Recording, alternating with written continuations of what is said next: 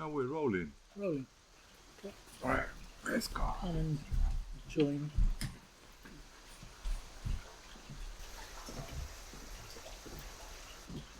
What a lovely July day.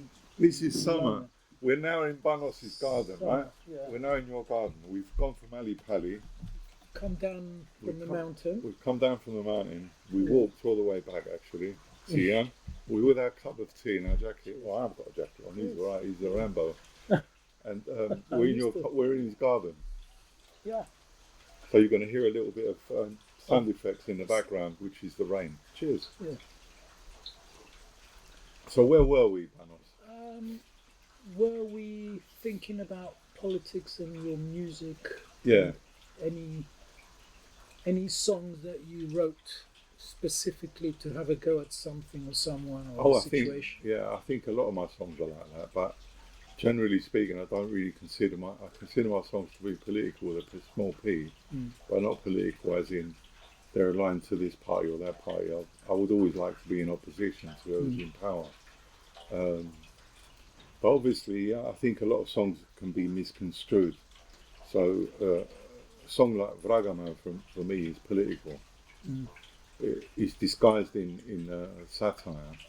But, Proxenia, arranged marriages, for me is a political issue, or it was a political issue.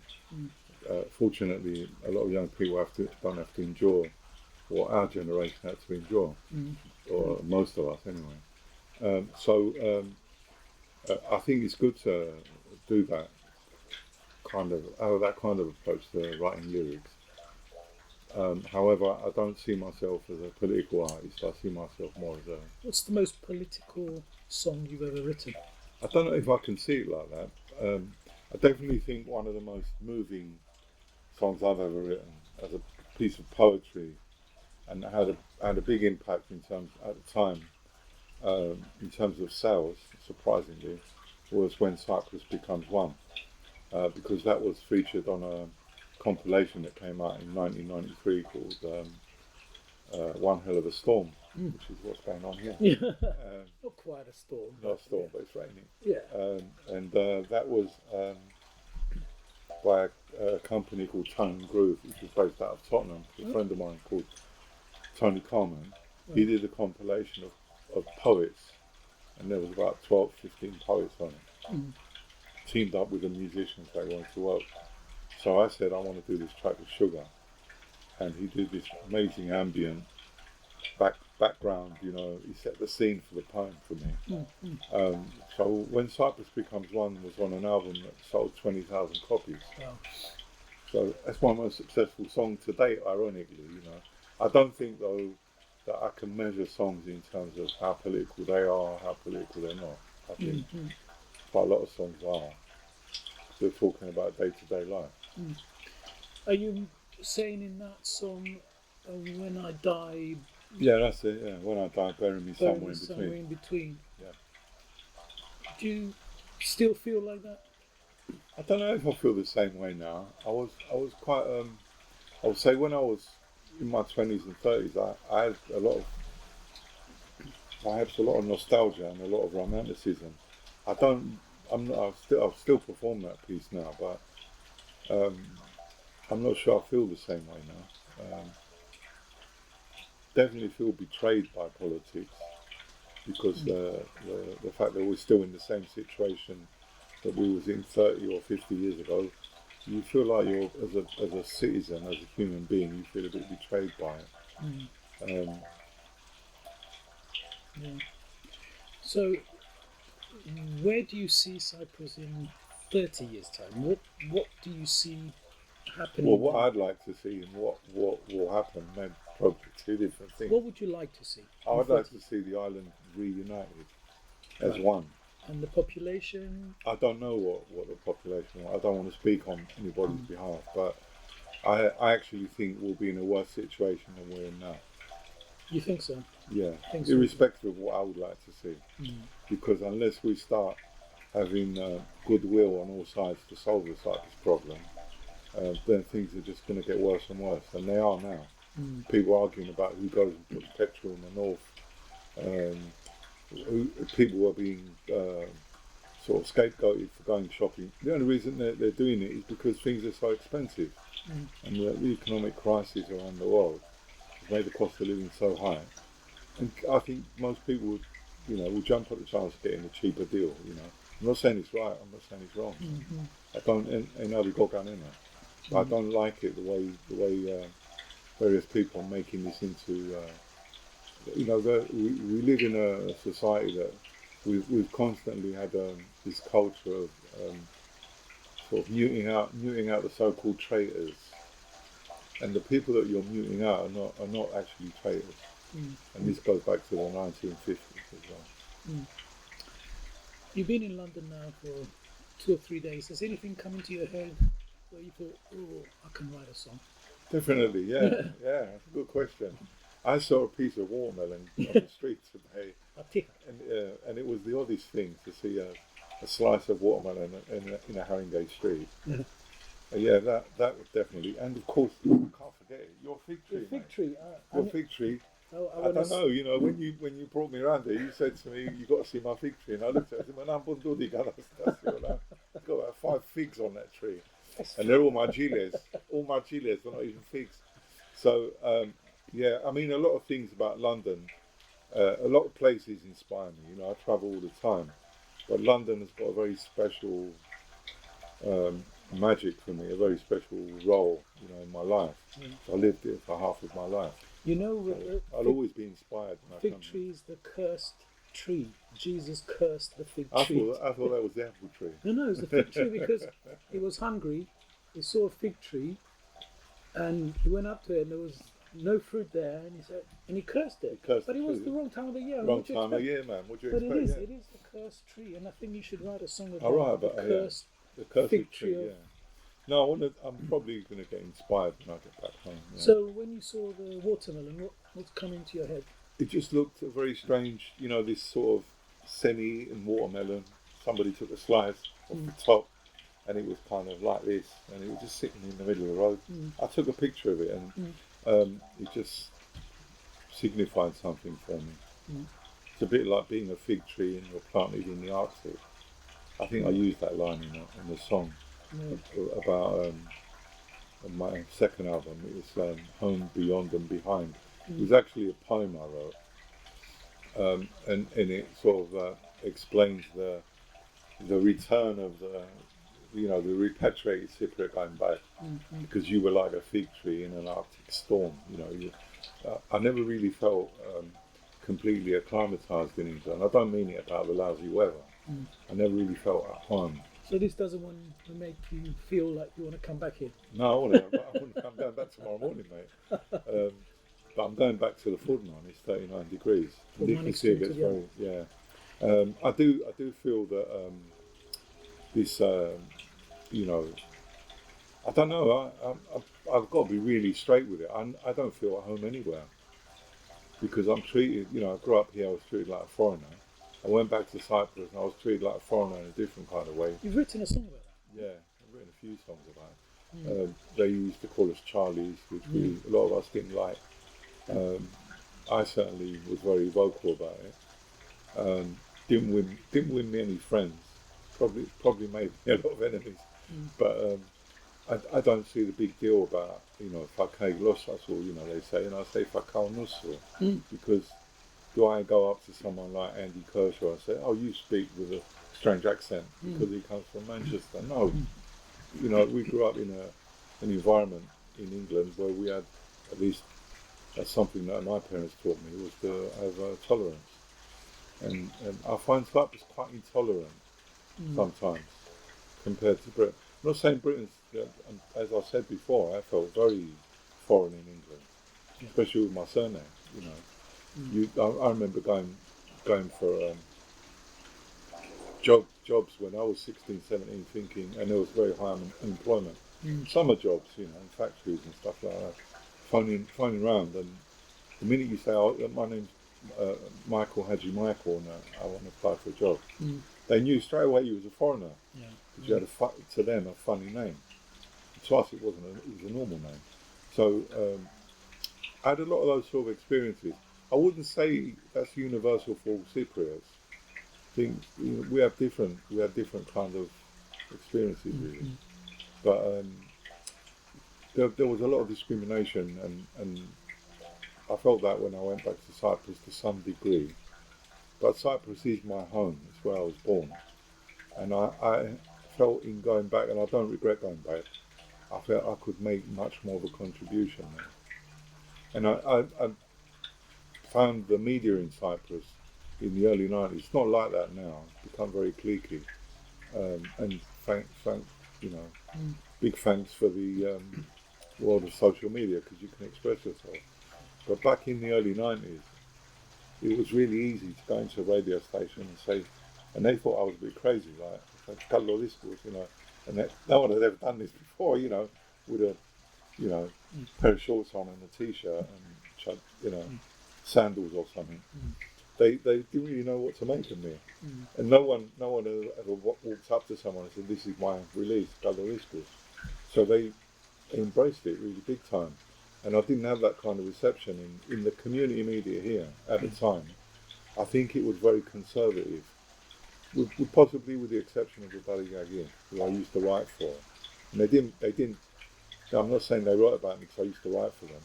They wrote about me because they knew me. Yeah, that's a fact. But they were a little bit, I would say, to some extent. I wouldn't say they were totally open-minded. I don't think no one was back then.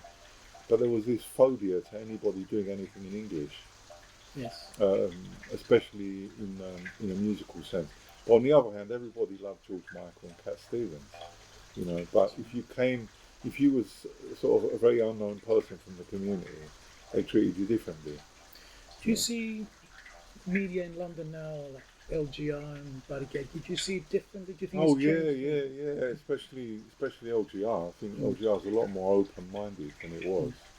And the other radio station at the time, it don't exist anymore, Spectrum, and Hellenic TV. I thought all of the sort of electronic media, shall we say, with a very dated term, or what's now called legacy media, radio and television, and newspapers. They don't know what it was. There was a certain snobbery. I wouldn't really call it community media as such. I think a lot of it was run.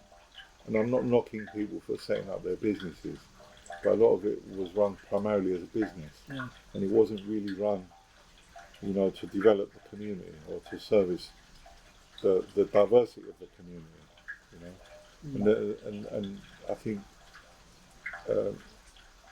same with the Barigagi. I mean, I wrote for the Barigagi when the English section was half a page, and I used to write it, in the early 80s. Now, I mean, most of it's in English. And this is whether you like it or not, it's a fact of life. It's a natural progression. It's just the way British Cypriots are evolving. So I think it's much more open-minded now, and you've got young people who are themselves independent artists like Katner, Glelson, LGR. You can see it from an independent artist's point of view and does great interviews. Whereas back in the day, you couldn't really make that connection because it seemed like you had this sort of, it's almost like a language barrier, Couldn't speak in English. I found it easier. And the first person to play stuff in England wasn't LGR or Spectrum. It was actually Andy Kershaw on the BBC World Service. And that went around the world. And that was about 6 months before anyone else played it.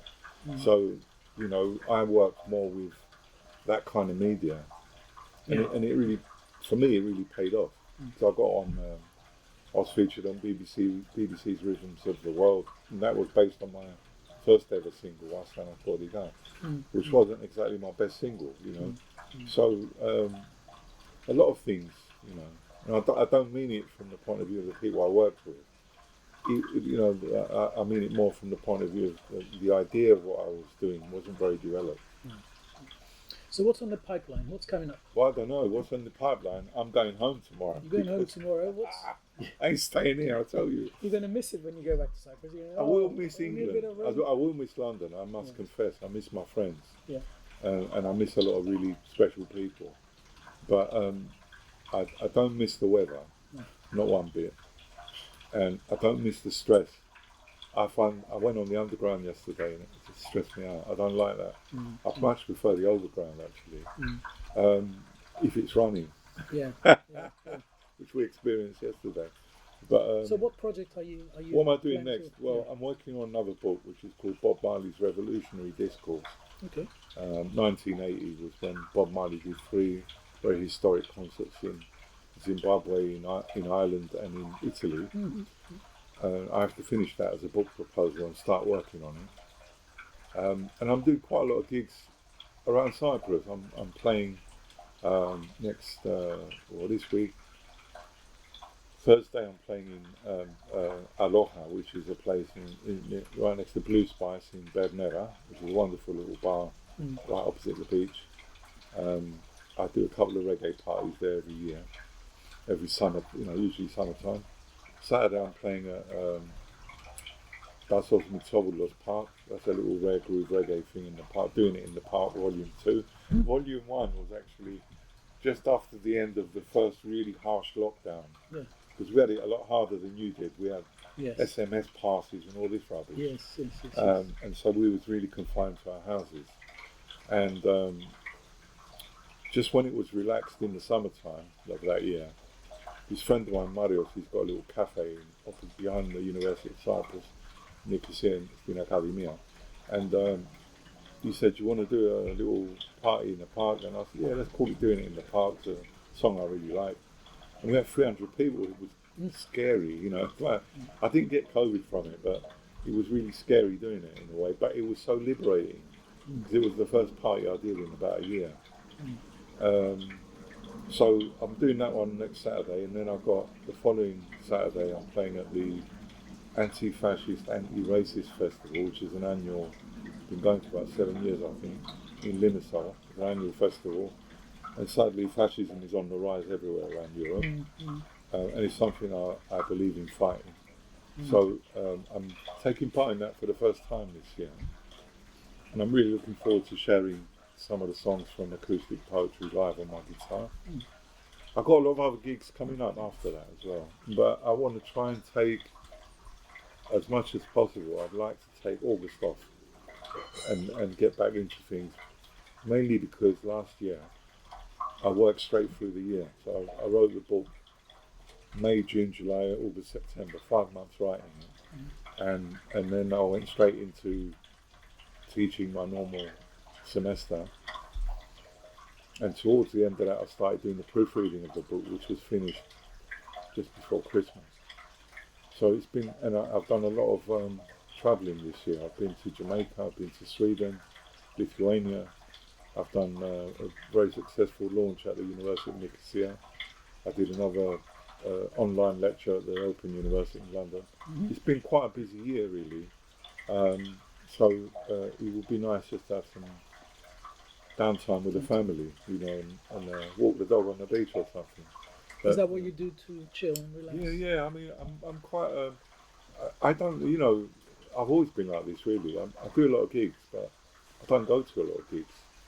Unless it's say Santana's playing in Greece and my friend was playing trumpet with them at the time, so he arranged a couple of VIP tickets and we went to Athens to see him. But I don't go to a lot of gigs locally. Not that I don't like the bands playing, it's just that it's what I do, and it's kind of like, it's a bit like if you had a restaurant, if you had a chip shop, you wouldn't go and eat in another chip shop or whatever. You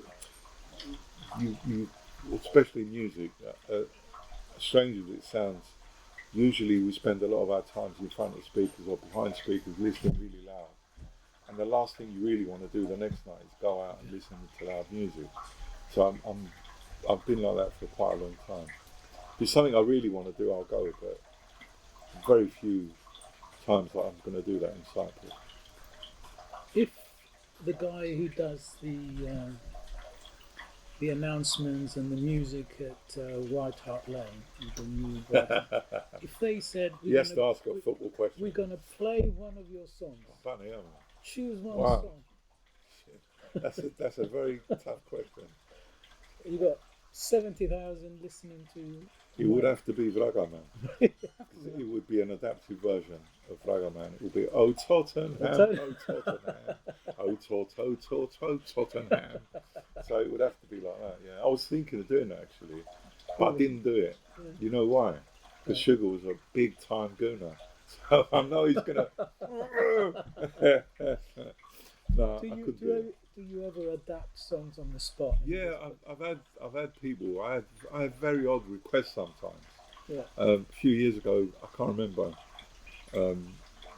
when it was, but a few years ago, someone approached me and said, "Look, my son's graduating. He's a huge fan of yours. Can you adapt Vragaman for him and make a little video clip and make him like a special CD and all this?" Yeah. Fine, okay. If the price is right, we'll do it. But I didn't really have time to do so much of that stuff because sometimes in the studio you're really busy. Yeah. But occasionally, Vragaman was also an advert in Cyprus. It was very successful. Oh. Mr. Chips. Oh, Mr. Chips, oh, Mr. Chips, or Chibbity, Chibbity, Chibbity Chips. Big advert. I'll tell you when that advert went on TV. It was one of my biggest achievements. It was in the FA Cup, the World Cup final in 1990. It was the World Cup in 1994. Yes. Yeah. It was the first advert for the Aliman at half time. Was it Japan 94? Probably, I can't remember. I'm sitting there watching the World Cup final and I come on TV selling crisps. Ulaigu. It was a good little gig. Yeah. But it's the only advert I ever did. For a lot of reasons. First of all, when you do adverts, you say pagodon. Everybody sees you every 5 minutes. I didn't particularly like that. Although it was a really funny advert, and it was, Is it still available on YouTube? No. I don't know.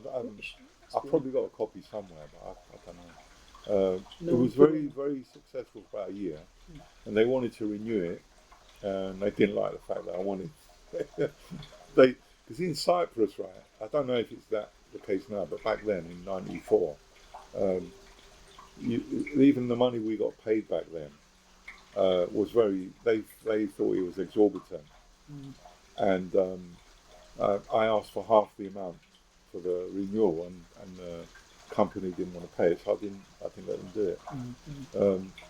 And then I found out that a lot of the artists from Greece get 5 times the money the Cypriots get, because a lot of the Cypriots were getting very low. I mean, I didn't get a very low fee for that, and I'm not complaining about what I got. But a few years later, when I found out that they fly inside with us, he chews a bit of chewing gum and gets $5 grand or whatever. I said, no, I'm not doing adverts for less than that. So I've kind of deliberately priced myself out of the market because I don't want to do adverts. Talking about advertising, the new... it's getting very Panos. The new sponsor of Watford Yeah. is a gambling company. All right. Mr. Q. Mr. Q. And the where are you taking this? I'll tell you where I'm taking it. The CEO of Mr. Q is someone called Panos Fellas. Panos Fellas. No relation. No relation to you. No relation, but imagine, there's a lot of Watford supporters against a gambling firm. Yeah, that's common in a lot of football, actually. Very common. Yeah. Are you influenced by what's on the Spurs shirt? Would you buy what it says on the Spurs? No, you wouldn't. No. So I'll buy the shirt for the shirt. You don't love Spurs that much? No, I don't. I wouldn't buy a shirt. I'll buy a shirt. I usually buy a Spurs shirt every time I'm in London. But would you not buy one if you didn't like the sponsor? Definitely, yeah. Right. Okay. Yeah. If it was something I didn't agree with, I don't agree with gambling, so I wouldn't buy it. It's a good question. I mean, or let's just say it was something I totally disagreed with, like fly to North Cyprus for holidays. Support Tottenham Hotspur. I wouldn't. So if it's Turkish Airways or North Cyprus. I haven't got anything against Turkish Airways. I've got a lot against North Cyprus. I don't think we should be against the fact that the Turkish army invaded Cyprus. I don't think we should be against Turkish people as a race of people, or whatever that means. Do you think that your music will become more and more political, or less and less political? I think it would be the same. I think I would be writing because you've got a character, and you're that character. The character don't change really. what changes is your voice. Mm. You know, with age, Yeah. your voice changes, your vocal cords change. Will you ever can't give sing. up what you're doing? Will you ever say enough? I always say enough is enough when two things happen. Firstly, I go deaf, and secondly, I lose my voice. As long as I can express myself and I can hear what I'm saying clearly, I'll carry on. But if so, like for example, when I mix albums, I spend quite a lot of time in studios, and quite a lot of my albums I co-produced them, which meant I did a lot of on-board stuff. I wouldn't say I did the mixing on my own. I worked with people most of the time. But if I produce something now for whoever it is, whether it's a band or whether it's for myself, I would have a very young engineer next to me who's got much better hearing than me, because your hearing deteriorates after the age of 26, I think. I think the main thing is that really, and I mean, obviously, Bano, the most important thing is, as long as I enjoy doing it, you know, if it becomes stressful or it becomes a headache, then yeah, I would stop doing it. Yeah. You've got to love doing what you do. What's the funniest thing that ever happened to you while you were performing? Oh, that's a tough one. Were you ever so embarrassed that you thought, "Oh no, I could never show my face"? Loads of things, recent and old. I mean, I remember. Were you ever heckled off the stage? I had some very, very hostile gigs, in mainly in the mountains in '93, and the people that invited me were golden, really nice people, top people. Put me in a really nice hotel, treated me really nice. But the hostility at that time that some people had to British Cypriots and to overseas Cypriots generally, I remember there was one occasion. It wasn't just that though. It was the PA just stopped working, and there was a technical problem. But in one instance, up in Gagobedria, I'll never forget it for as long as I live. When someone's saying very crude things about your family while you're on stage, simply because of the way you talk, you do get a bit offended by it. And he was only 14, and I did restrain myself because I would have been in the wrong if I did anything. But there were some really good people on the door, and some, you know, a villager from that region, a plainclothes policeman or something, and said to me, "Look, let me handle this," and he sorted it out. But there were some very leery gigs back then. Very, you know, you wouldn't believe what happened. You thought you was in the Wild West. They were the exception, though. But in terms of the funniest thing, I remember doing a gig up in the mountains once. I think it was in Agros. They've got this fantastic hotel up there, which has become like a really good sports resort. You'd love it. And it was when it was just built. I think Gliriris the week before did the Engenia, and they put me in the presidential suite. And I phoned Sugar. I remember phoning him and saying, "You've got to view this, man." You know? And this was the age of when mobiles were just phones. You know? You've got to say at this stage, you're not talking about Alan Sugar. No, the Sugar. Because we have a connection with Spurs. Not that Sugar. Not that Sugar, no. Zacharias Haji Shagaldi, also known as Mr. Smith. And that's a long story. So we had, I was doing this gig, and it was right in the middle of a song like Braga Man. And this Canon sort of came up, and I was on the mic, and he just basically said to me that he was in the bar and giving us sketcha. I don't know why he thought I was the Gaffigian in the club. It was very funny. Funny stories as DJs. I don't know if they're funny or they're embarrassing or whatever. I mean, I was doing a reggae party recently in Larnaca, and this girl came up to me, Cypriot, and she had a tiara on, so it must have been a special occasion for her. And she said to me, "Can you play Elvis?" And I said, "It's a reggae man." And she said, "Elvis?" I said, "No, any Elvis. It's Diashis." And I said to her, "Echo, but it would ram that she does Trauka. That's not Skrirombo this con man, but they're all reggae." And she walked away. I found that a bit weird that someone comes to reggae night after for Elvis. But have you never been tempted to turn an Elvis track into a reggae? No, not at all. You wouldn't do it? No. Not if that. I'm not disrespecting him. He's a great singer, but it's not really my kind of. Although I like some of his songs. he's not really my favourite singer. I know a lot of sippers love him, of my generation and older, but I don't think I'm much more inspired by people like John Lee Hooker, Chuck Berry, Little Richard of that era, especially rock and roll.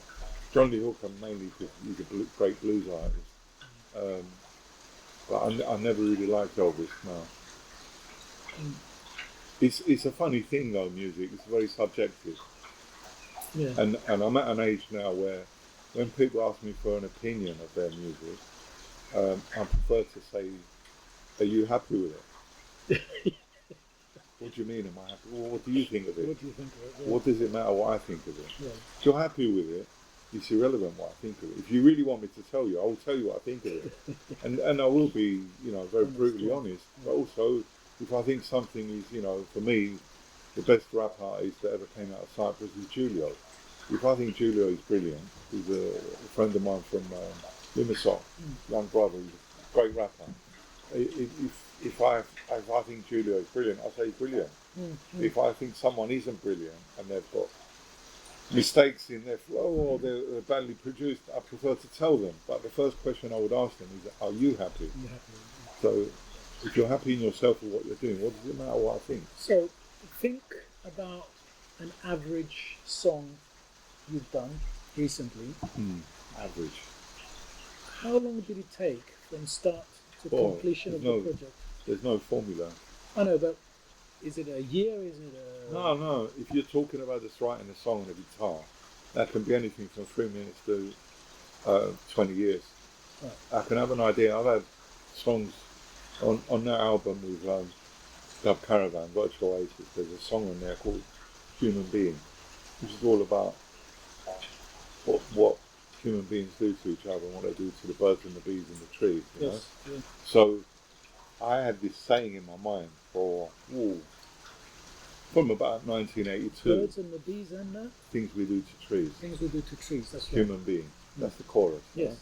And it was based on my cousin's daughter, who was about 8 at the time, could barely speak English, but she only knew 2 words, and she used to say, "Human being," and it stuck in my mind. So for a very long time, and then I heard this rhythm from Dub Caravan, and I thought, that's Human Being. So I just started writing.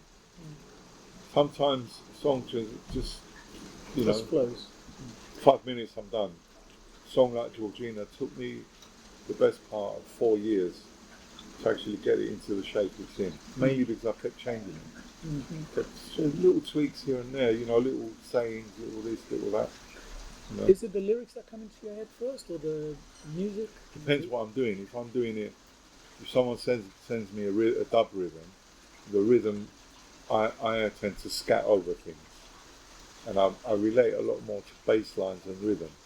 So with reggae, I will hear something. And the mistake that if you're not very experienced as a songwriter, if the bass line's going dum da dum dum da dum, you might start writing a melody like da da da, but that makes the song very monotonous. Yeah. So I would hear dum da dum dum da dum and start scatting something different, weaving between it. Yeah. And that's a good technique for writing anything really, whether it's a rap or whether it's a love song or a rock song or whatever you're writing. It's good to improvise like that. Sometimes lately, with me and my guitar, I play a chord progression, I strum it in a certain way, and something comes to mind, and then I come up with an opening line. I think it's really important to have a good way to open a story, like introduce it, and not to give away too much in the opening line, although I do that a lot sometimes. So I might just take a phrase like "watermelon on the street," and then that becomes a song. Or "One Night in Jamaica" is a track on my album. That's just a very simple 2.5 minute love song, and it started from the idea, and it starts "One night in Jamaica, I want to be there with you," and that's it really. You got the song. Once you get those first 2 lines, the rest you hear it. Yeah, it's getting worse. It's getting worse. I think, as they say in cricket, rain stops play. One second, I have one last question. One last question. All right. So there's this big Haji Mike gig coming up. Yeah. And as the crowd come in and they're queuing up, you happen to be there. Yeah. And this guy doesn't recognize you. Yeah. And he says, "What's this Haji Mike like then?" And because you're in a rush, you should be a journalist, though. because you're in a rush, you only got like a minute. Yeah. What do you say to this guy? It's really difficult. I mean, I've never been asked such a difficult question in an interview. It's a great question. What is he like? Yeah, he said to you, "What's this Haji Mike like?" I would say he makes noise on his guitar. He makes noise with his guitar and his voice. I would hope that you feel you can connect. You know, I think it's all about the connection, really. When you're performing, it was like the gig on Sunday for me was just one massive connection with, even though there was only about 30, 40 people in this little place, it was very intimate. But I felt I could somehow connect with everybody there. Yeah. And it was really a really nice feeling to be able to make that connection. And it's really nice because thematically speaking, you know, there's nothing like a North London audience because you immediately know when I say Georgina, I met her down Turnpike Lane, you know exactly what I'm talking about. Whereas when I sing that song in Cyprus, unless there's a few British Cypriots there, the British Cypriots can understand Georgina, Milano Georgina, but they might know Turnpike. I might not. Yeah, or Palmer's Green. They will know. A lot of people know all that, but I get the feeling that it really is about the connection. Yeah. You know, and you might find you know some of the songs entertaining. You might find them funny. You might also find some of them are very deep. Have you ever got up and walked out of an interview and said, "Forget that"? I've done. I've been very tempted to do that. Yeah, I did. I did an interview once on TV with a very dear friend of mine. I wasn't happy with how it was manipulated by the director because he was playing on all this, the way that we talk and all this Charlie stuff. And so the second time I went on that show, and it was Costa Costa. You remember Costa Costa? And if you can recall him, he's a very good friend. I'm not disrespecting him, but the director had a very, I would say, one-dimensional view of me and him. And that was the success of the show for him, partly, was the way he talked. And the second time he tried it again, I said, "No, I'm not doing that this time." And they just went to the next question. I didn't walk off the set though. I have done interviews where people have said things to me like, "I haven't heard your album. Could you tell me a little bit about it?" And I said, "Well, I can't do the interview." Or I've had people calling me saying, "Hi Mike, what you up to? And it's summertime. My daughter's in a little. My kids are a lot younger, so we used to have this little Lido swim, not Lido, a little pool outside, and paddling pool, and they would be outside jumping up and down in 40 degrees in the shade, of course, and having a little bit of a time. And someone phones me up and says, "What are you up to?" "I'm playing my kids in the garden. Do you fancy coming down to so and so and doing an interview?" "No, I don't." You know, because this is my private time. So, and I'm like that with gigs as well. Someone calls me and, "All right, mate, how you doing?" "Yeah, I'm fine. What are you up to?" "I'm sitting in the garden with my wife. It's 4 o'clock, you know, we're just having a little chat." "Do you fancy playing tonight in Bath?" I said, "No, I don't."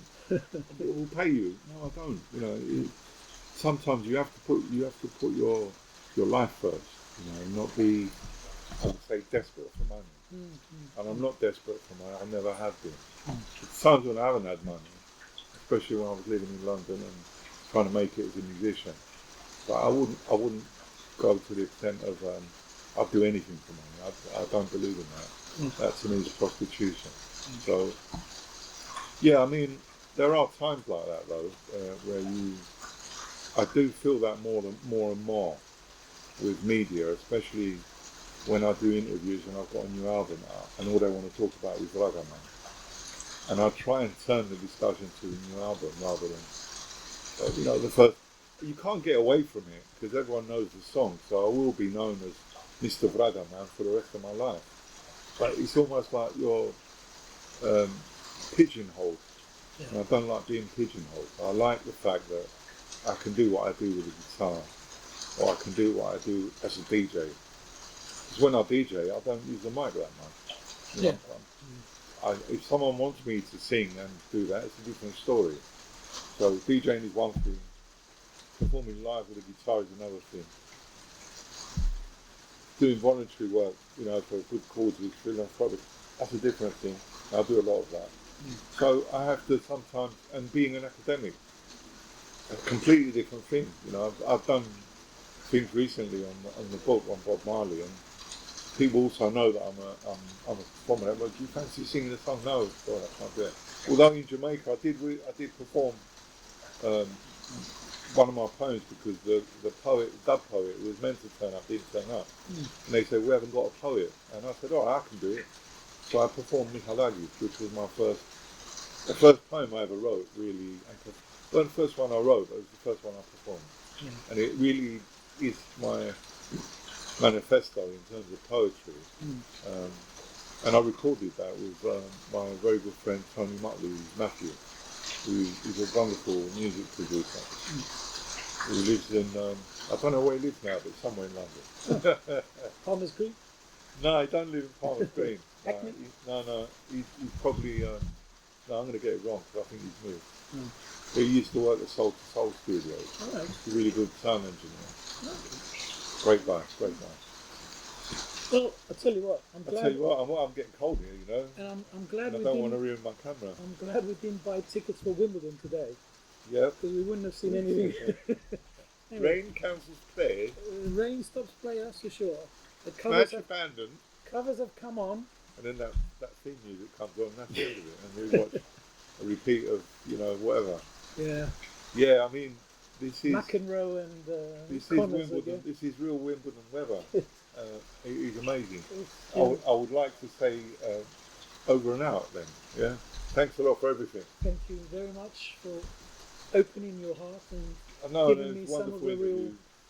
And thank you for taking me Charlie Pally as well. Well, you're very welcome. Despite the sound, well, we didn't have exactly the best sound here, but yeah. It was nice to be up there and see London. I'm sure I'll edit all this.